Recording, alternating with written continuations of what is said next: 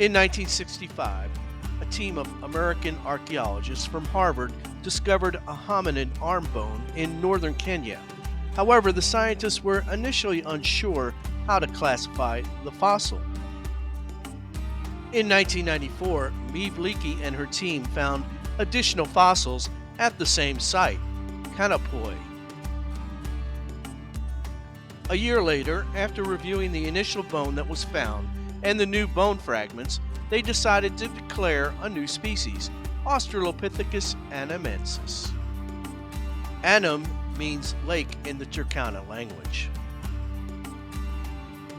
In 2006, a new Australopithecus anamensis discovery in the Middle Awash of Ethiopia was announced.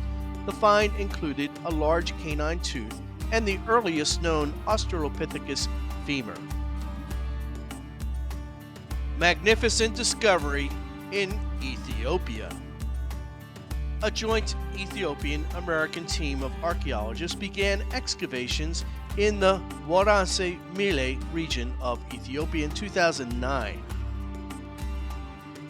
The team was led by Johannes Haile Selassie, PhD of the Cleveland Natural History Museum. Haile Selassie is a close friend and colleague of Lucy discoverer Donald Johanson. Ethiopian politics had been in a constant state of turmoil. Numerous civil wars have prevented archaeologists from continuing their research in the Hadar region. The team of archaeologists had to have heavily armed guards to protect them from roving bandits and warring factions. Goat and sheep herding are the only industries in the region. When the team first arrived, they were met by herders who were anxious to show them fossils they had collected.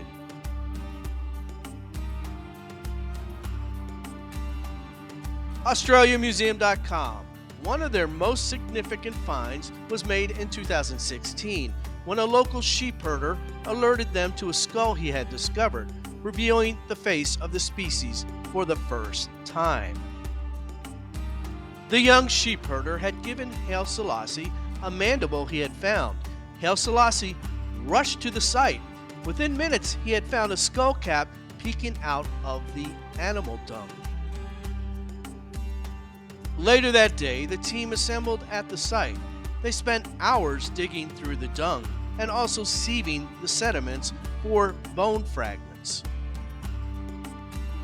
When the task was complete, they had uncovered 90% of a complete hominid cranium. New Scientist. The discovery of the Australopithecus anamensis skull at the Waranse Mille site in Ethiopia is a significant find in the field of paleoanthropology. This skull, discovered in 2016, is the oldest known specimen of Australopithecus anamensis, dating back to about 3.8 million years. Australopithecus anamensis anatomy and cranial morphology. Average chimpanzee brain capacity is 350 cc. Australopithecus anamensis was 370 cc. Smithsonian. Australopithecus anamensis has a combination of traits found in both apes and humans: regular bipedal walking, long forearms. Continuing. The cranium combines some more ancestral features, such as a protruding face and a long and narrow brain case. Continuing, with some more derived features, such as forwardly projecting cheekbones similar to Paranthropus.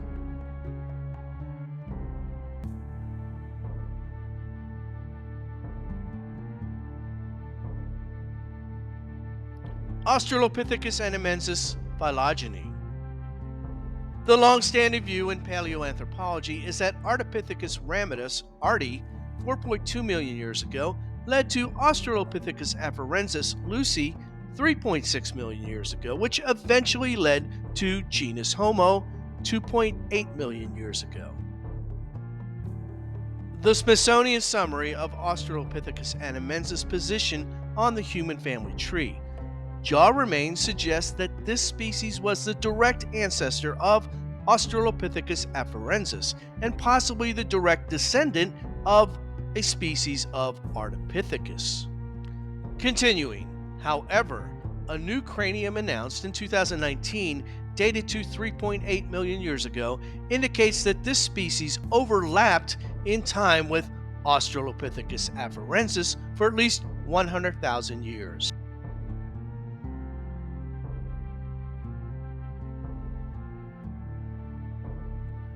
Mandible discovery at Lake Turkana, Kenya. Paper 2024. A 4.3 million year old Australopithecus anamensis mandible from East Turkana, Kenya. A hominid mandible was recovered in 2011 in East Turkana, Kenya. The specimen extends the known temporal range of Australopithecus anamensis and places it in a temporal overlap with fossils of Ardipithecus ramidus. Continuing, adaptive differences implies that Ardipithecus ramidus was a relative rather than a direct phyletic ancestor of earliest Australopithecus. Phyletic simply means relating to evolutionary change in a single line of descent without branching.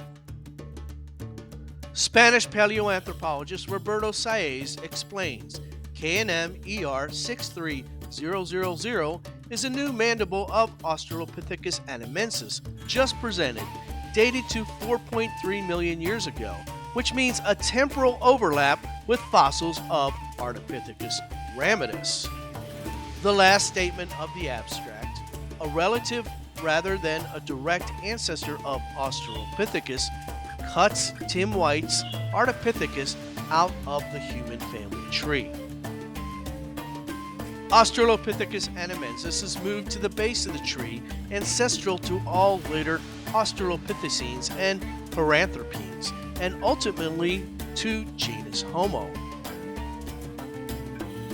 For example, here is one chart published in 2009 at Biorex. In this example, Australopithecus anamensis would be a direct descendant of Sahelanthropus chadensis. UK Daily Mail 2016. The Uranse Mille Paleontological Study Area in Ethiopia's Afar region reveals that there were at least 2, if not 3, early human species living at the same time and in close geographic proximity, said Dr. Haile Selassie.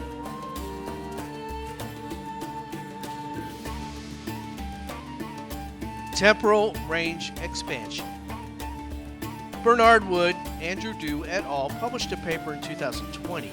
Central premise: a taxon's first appearance in the fossil record is almost always younger than its true origination date, and its last appearance is almost always older than its true extinction date. In other words, the fossil record is almost always incomplete. Take, for example, Lee Berger's Australopithecus sediba from South Africa. There are only 2 specimens to go by, both discovered by Berger in 2009 at Malapa. As the Smithsonian outlines, the known temporal range is just 1.9 million years ago. Almost certainly, sediba lived many hundreds of thousands of years prior to 1.9 million years ago and hundreds of thousands of years after. Australopithecus anamensis was first discovered in 1995. The fossil record so far is rather light, thus the temporal range is small. The new Meave Leakey paper expands the temporal range for Australopithecus anamensis by 100,000 years, from 4.2 million years to 4.3 million years ago. This may cut off White's Ardipithecus taxa from the human family tree. But, as Professor Saez points out, Australopithecus anamensis could have a much expanded upper temporal range as well. Nutcracker Man blog. it is likely that Australopithecus anamensis, Australopithecus afarensis taxa overlapped in time, which would challenge the assumed direct ancestor-descendant relationship through anagenetic evolution. Britannica. Evolution can take place by anagenesis, in which changes occur within the lineage, or by cladogenesis, in which a lineage splits into two or more separate lines. In sum, Professor Saiz hypothesizes that Lucy was on a separate path. Africanus in place of afarensis. Australopithecus africanus, the famous Tong child, was discovered in South Africa in 1925 by Raymond Darts. His friend Robert Broom discovered the first adult Australopithecus africanus in 1936 at Sterkfontein, but the Australopithecus africanus fossils from Sterkfontein have been notoriously difficult to date due to their entrapment in breccia. Dr. Darrell Granger of Purdue University employed a new method, cosmogenic nuclide dating, and announced his results in 2022. The Australopithecus africanus fossils were 1 million years older than previously believed. Granger's findings of an expanded temporal range strengthened the case for a lineage from Australopithecus anamensis to Australopithecus africanus. However, their spatial ranges remain significantly different, with Australopithecus anamensis found in the Afar region of Ethiopia and Australopithecus africanus in South Africa. Despite this, the fossil record for both species is still incomplete, most especially for Australopithecus anamensis. Further fossil finds of Australopithecus anamensis are likely to show an expanded spatial range as well as a cladogenesis relationship with Africanus. The new dating has helped make the case for some paleoanthropologists that Johanson's Lucy may not be as basal as previously believed.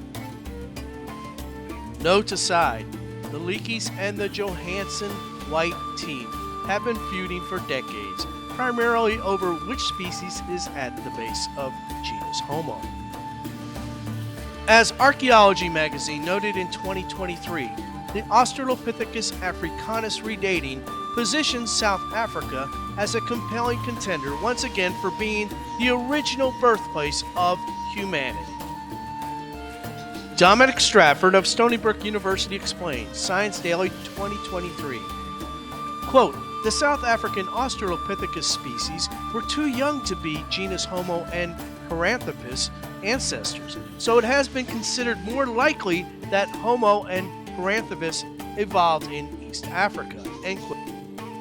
Continuing from Science Daily, the new dates show that Australopithecus existed at Sterkfontein almost 1 million years prior to Homo, providing more time for them to evolve here, in the cradle of humankind, and placing the hominids front and center in the history of early human evolution.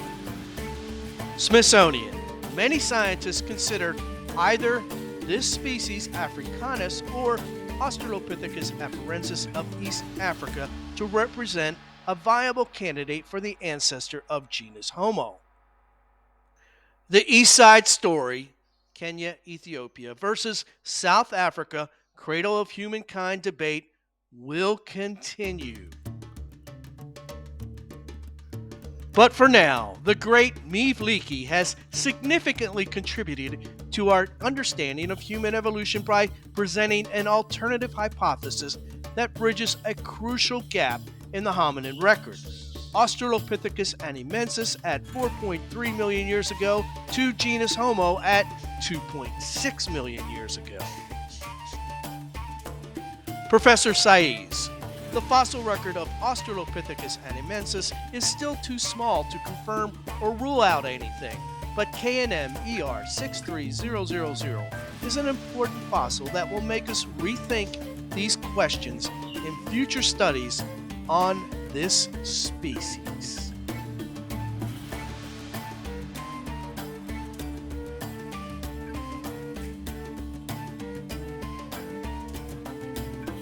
Thank you for watching. We invite you to check out our playlists on this channel, including a related playlist, Archaic Hominid DNA in Africans. We'll see you next time. Bye.